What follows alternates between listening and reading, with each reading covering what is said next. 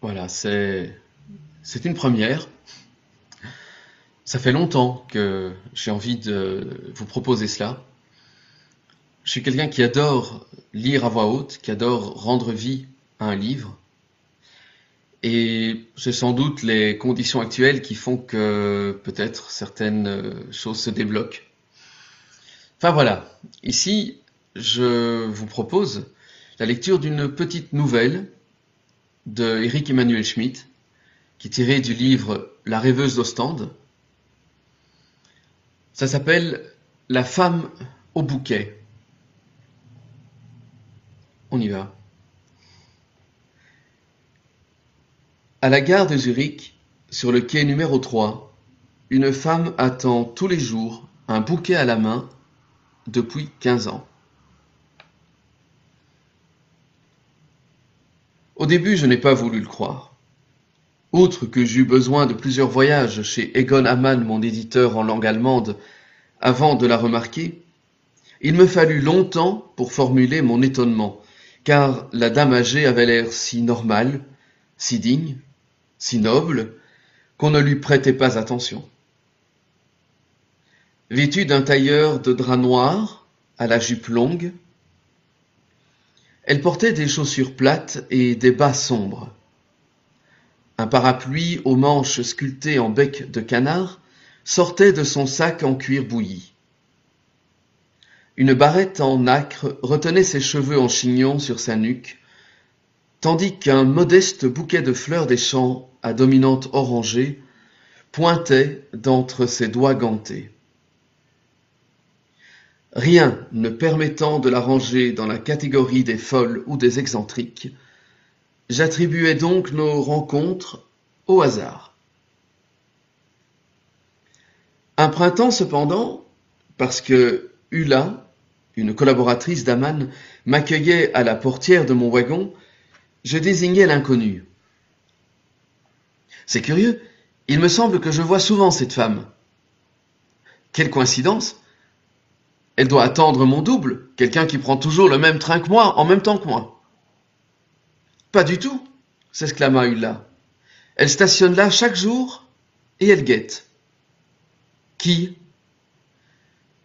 Quelqu'un qui ne vient pas, car elle repart seule chaque soir pour se réinstaller le lendemain. Vraiment? Depuis combien de temps? Moi, je la croise depuis 5 ans, mais j'ai causé avec un chef de gare qui l'a remarqué, lui, depuis au moins 15 ans. Tu te moques de moi, Ulla. Tu m'inventes un roman. Ulla s'empourpa, la moindre émotion la rend écarlate. Bafouilla, rit de confusion, secoua la tête. Je te jure que c'est vrai. Tous les jours, depuis 15 ans. D'ailleurs, ça outrepasse sûrement 15 ans, car chacun de nous a mis des années à noter sa présence. Donc, le premier aussi. Toi, par exemple, tu fréquentes Zurich depuis 3 ans et tu ne m'en parles qu'aujourd'hui. Elle patiente peut-être depuis 20 ou 30 ans. Elle n'a jamais répondu à quiconque lui demandant ce qu'elle attendait. Elle a raison, conclus-je. D'ailleurs, qui sait répondre à une question pareille? Nous ne pûmes élucider davantage, car nous devions nous consacrer à une série d'entretiens avec la presse. Je n'y songeais plus jusqu'à mon voyage suivant. Sitôt que Zurich fut annoncé par les haut-parleurs de la rame, je me rappelais la femme au bouquet et me questionnais. Est-ce que, cette fois encore, elle était là, vigilante sur le quai numéro 3. Je la dévisageais. Des yeux clairs, presque mercure, à la limite de l'effacement. Une peau pâle, saine, striée par la griffe expressive du temps. Un corps sec mais tonique, qui avait été vif, vigoureux. Le chef de gare échangea une phrase avec elle. Elle approuva de la tête, sourit aimablement, puis continua, imperturbable, à fixer la voie ferrée. Je ne parvins à déceler qu'une seule excentricité. le fauteuil pliant en toile qu'elle apportait. Or, n'était-ce pas plutôt la marque d'un esprit pratique? Sitôt arrivé, après plusieurs tramways aux éditions Amann, je décidai de mener l'enquête. Ulla, je t'en supplie. Il faut que j'en apprenne plus sur la femme au bouquet. Ses joues devinrent framboises. Comme j'étais sûr que tu allais m'interroger, j'ai pris les devants. Je suis allé bavarder à la gare avec les membres du personnel, et me voilà très copine avec le fonctionnaire de la consigne. Connaissant la sympathie qu'inspirait Ulla, je ne doutais pas qu'elle eût soutiré le maximum d'informations. Quoique brusque, un brin autoritaire, dotée d'un regard perçant qui scrute ses interlocuteurs, elle dément cet abord sévère par un humour jaillissant, une bonne humeur que l'on n'escompte pas d'un physique si sombre. Si elle fraternise avec tout le monde, c'est qu'elle a du mal à cacher une sorte de bienveillance, de curiosité universelle. Même si elle passe ses journées dehors sur un quai, la femme au bouquet est loin d'être une clocharde. Elle habite une belle maison bourgeoise, dans une rue arborée où elle vit seule, aidée au quotidien par une domestique turque d'une 50aine d'années. Elle s'appelle Madame Steinmetz. Madame Steinmetz? La Turque nous dira-t-elle qui sa patronne guette à la gare? La Turque s'enfuit dès qu'on l'approche. Éclaircissement pris chez un ami qui loge dans la rue voisine. La femme de ménage ne parle ni allemand, ni français, ni italien. Comment communique-t-elle avec sa patronne? En russe. La Turque comprend le russe. Madame Steinmetz aussi. Intriguant, ça, Oula. As-tu pu te renseigner sur l'état civil de cette Madame Steinmetz? J'ai essayé, je n'ai rien trouvé.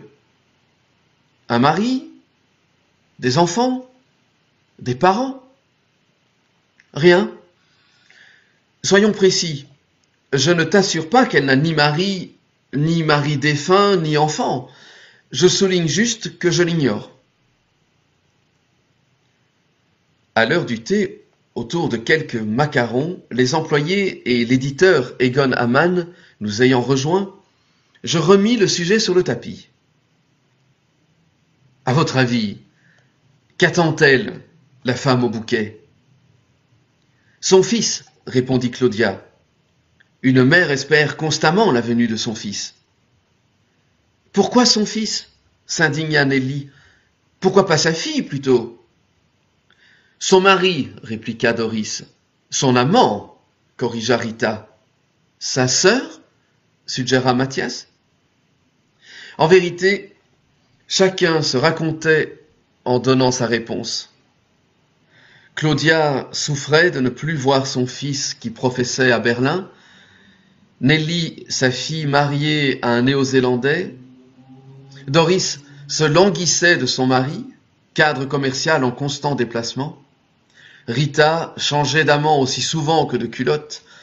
Quant à Mathias, ce jeune homme pacifiste qui, en tant qu'objecteur de conscience, préférait accomplir un service civil en travaillant plutôt qu'effectuer son service militaire, il gardait la nostalgie du cocon familial.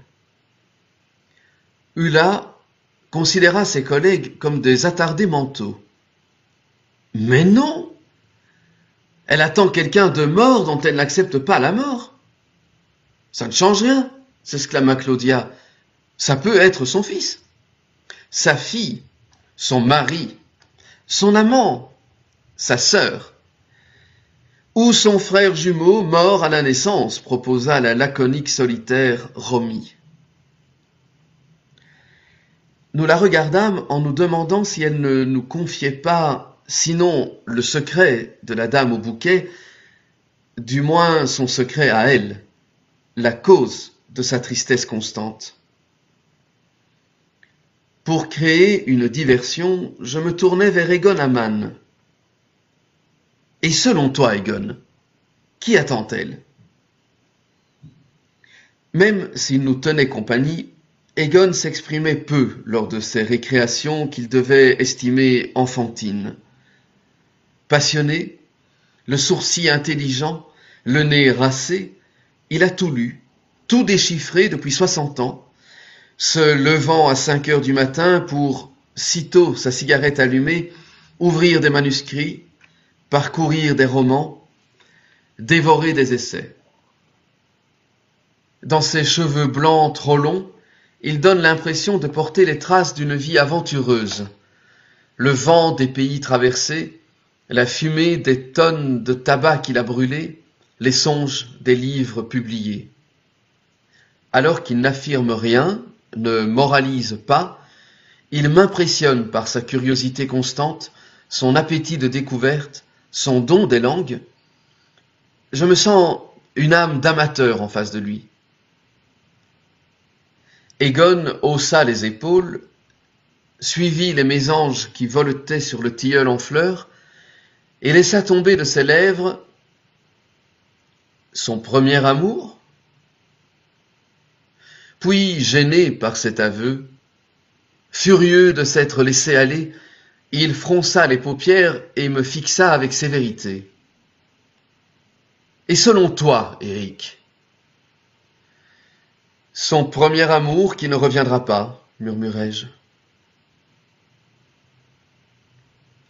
Le silence s'installa entre nous.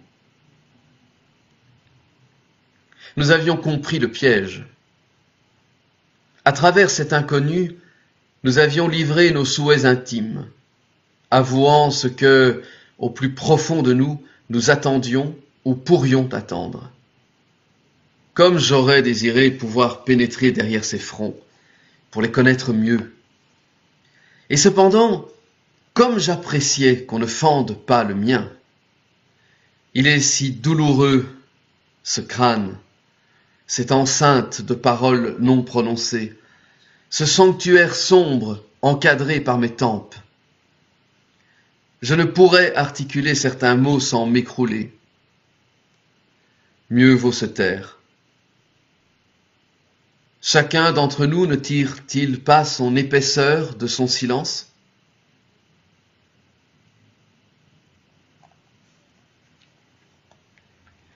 De retour chez moi, je continuais à songer à la femme au bouquet. Comme mes excursions suivantes à Zurich se réalisèrent par voie d'air ou d'autoroute, avion ou voiture, je n'eus plus l'occasion de repasser à la gare. 1 ou 2 ans s'écoulèrent.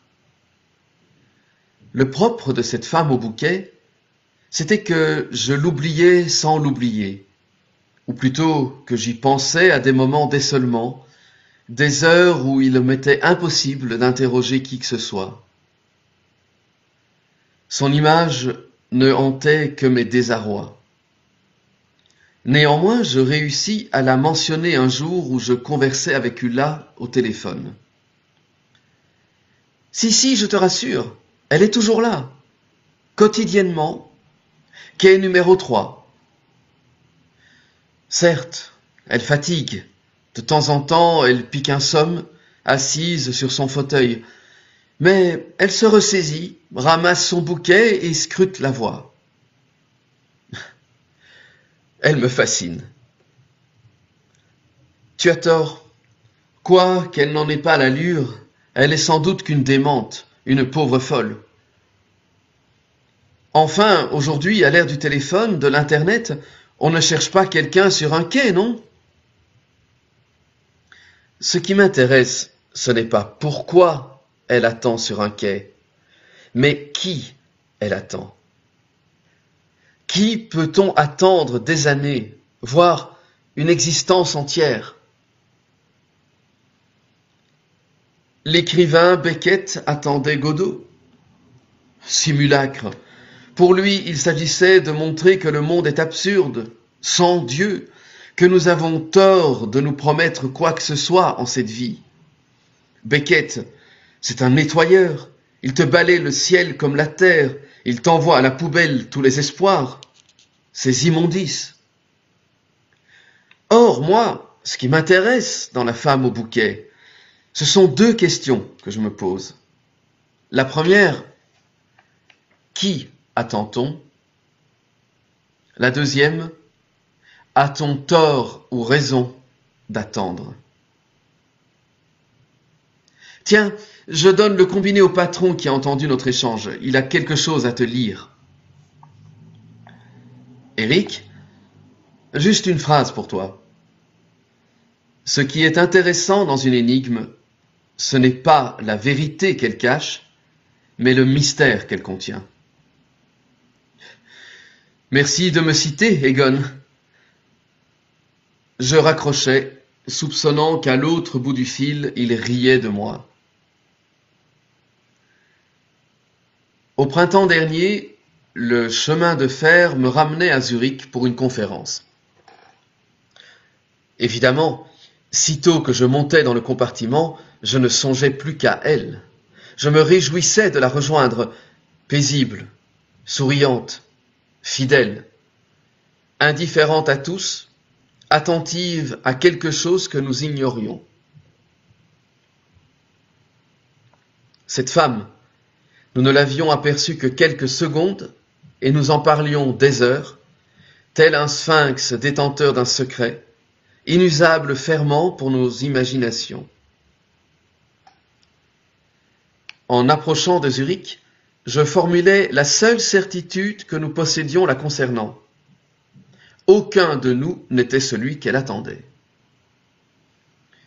Nos silences, notre paresse à enquêter, nos oublis intermittents s'enracinaient-ils là, dans cette humiliation, le fait qu'elle regardait à travers nous comme si nous étions invisibles? Zurich. En mettant le pied sur le sol, je perçus aussitôt son absence. Quelques badauds finissaient de quitter le quai numéro 3, laissant un espace immaculé. Que lui était-il arrivé? En traversant Zurich en tramway, je m'interdis les hypothèses. Ulla devait savoir. Ulla savait. Ulla me dirait. Je me contentais donc de contempler cette ville insolite, à la fois riche et modeste, un rêve de grand-mère où les bâtisses ont l'air d'avoir été construites autour des géraniums trônant sur les fenêtres, cité paisible, qui semble aussi endormie que le lac reposant contre son flanc, alors qu'à l'intérieur des murs épais, des milliers d'affaires aux puissants enjeux économiques se jouent. Zurich m'apparaît toujours mystérieuse par son absence de mystère, alors que nous, latins, nous jugeons aventureux ce qui est sale, tortueux, profus. Zurich, la sage, la propre, la bien rangée, devient étrange à manquer autant d'étrangeté. Elle a la séduction de l'amant élégant, cravaté, en smoking, exemplaire fils de famille, gendre idéal, mais susceptible des pires débauches sitôt la porte fermée. Aux éditions Amann, j'accomplis d'abord mes devoirs. Discussion, programme. Puis je profitai d'une pause pour interpeller Ulla entre deux portes. Qu'est-il arrivé à la femme au bouquet? Elle roula des yeux effarés. Dès que nous avons un instant, je te raconte. Le soir venu, après conférence, signature, dîner, nous sommes rentrés épuisés à l'hôtel. Sans échanger un mot, nous nous sommes installés au bar, avons désigné du doigt les cocktails désirés, puis j'ai éteint mon téléphone pendant qu'Ulla allumait une cigarette. Alors, demandai-je. Je n'avais pas besoin de préciser. Elle savait ce que j'escomptais. La femme au bouquet attendait quelque chose qui est venu. C'est pour cela qu'elle n'est plus là.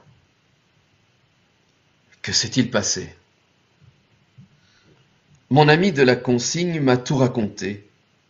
Il y a 3 semaines, la femme au bouquet s'est levée soudain, radieuse, les yeux émerveillés. Elle a agité la main en direction d'un homme qui descendait d'un wagon. Il l'a tout de suite aperçu. Elle s'est jetée entre ses bras. Ils ont partagé une longue étreinte. Même les employés des bagages étaient émus, tant elle rayonnait de bonheur. L'homme, grand, drapé d'un long manteau sombre, n'a été reconnu de personne, car un chapeau feutre dissimulait en partie ses traits. Ce qu'on a pu m'apprendre sur lui, c'est qu'il n'avait pas l'air surpris de leur retrouvaille. Ensuite, ils ont quitté la gare, bras dessus, bras dessous. Au dernier moment, elle a fait preuve de coquetterie. Elle a laissé le fauteuil de toile sur le bitume, comme s'il ne lui appartenait pas. Ah, j'oubliais un détail bizarre. L'homme voyageait sans valise.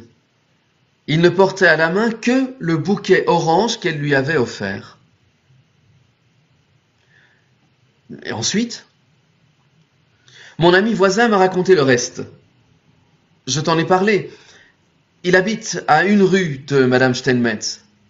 Oui, continue, je t'en supplie.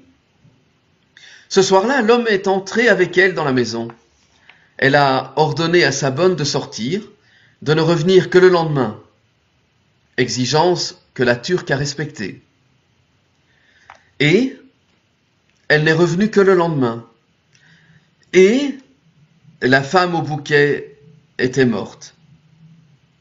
Pardon? Morte. De mort naturelle. Le cœur s'était arrêté. Ce ne peut pas être lui qui... Non, aucun doute là-dessus. Arrêt cardiaque diagnostiqué et confirmé par les médecins. Il est innocenté. D'autant plus que lui... Oui, il avait disparu. Quoi? Oui, envolé.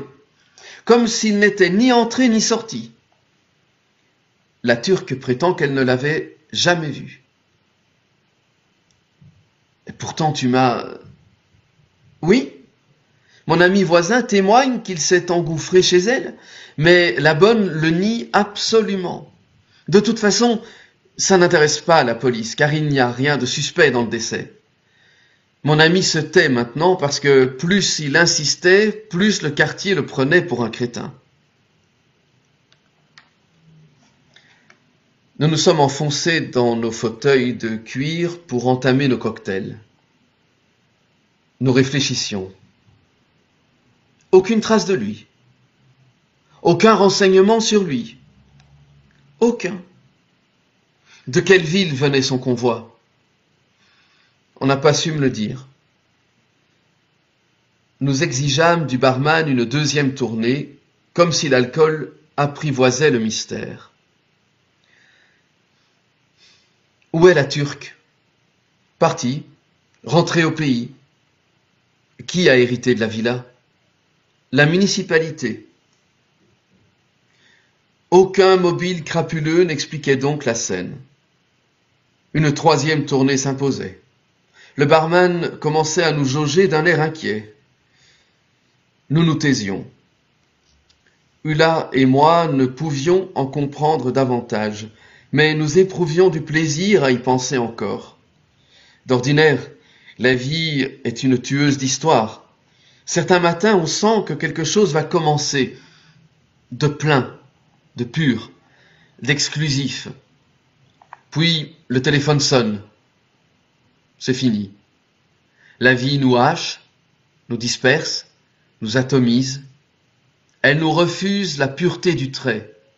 Ce qu'il y avait de singulier avec la femme au bouquet, c'est que la vie reprenait une forme.